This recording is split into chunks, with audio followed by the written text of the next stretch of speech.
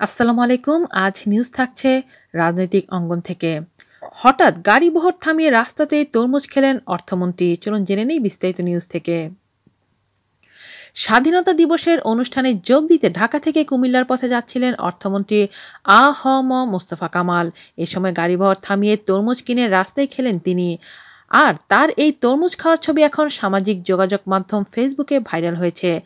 স্থানীয় সূত্র জানায়, নিজের নির্বাচনী এলাকা কুমিল্লার সদর দক্ষিণ ও লালমাই উপজেলা আওয়ামী লীগ কর্তৃক আয়োজিত মহান স্বাধীনতা দিবসের দুটি অনুষ্ঠানে যোগ দিতে মঙ্গলবার বেলা ১১টার দিকে সড়কপথে কুমিল্লার উদ্দেশ্যে রওনা হন অর্থমন্ত্রী আ.হ.ম মোস্তফা কামাল। দুপুরে দাউদকান্দি উপজেলার ইলিয়টগঞ্জ এলাকায় পৌঁছায় অর্থমন্ত্রীর গাড়িবহর। এ সময় রাস্তার পাশে এক ব্যক্তিকে তরমুজ বিক্রি করতে দেখেন মন্ত্রী। সঙ্গে সঙ্গে গাড়িবহর থামিয়ে তরমুজ বিক্রেতাকে ডাক দেন তিনি। আশেপাশের লোকজন অর্থমন্ত্রীর গাড়িবহর থামতে দেখে অবাক হন, পাশাপাশি ভয় পেয়ে যান তরমুজ বিক্রেতা। পরে অর্থমন্ত্রীর ডাকে সাড়া দিয়ে এগিয়ে আসেন তরমুজ বিক্রেতা। তখন বিক্রেতাকে অর্থমন্ত্রী জানান তরমুজ খেতে চান তিনি। বিষয়টি শুনে হেসে দেন তরমুজ বিক্রেতা। তখন বিক্রেতা তরমুজ আনতে এগিয়ে যান। এ সময় অর্থমন্ত্রীর ব্যক্তিগত এক কর্মকর্তা গিয়ে তরমুজ নিয়ে আসেন। অবশেষে গাড়িতে বসেই তরমুজ খান অর্থমন্ত্রী। রাস্তায় গাড়িবহর থামিয়ে তরমুজ খাওয়ার এসব ছবি মঙ্গলবার দুপুরে নিজের ফেসবুকে দেন অর্থমন্ত্রী।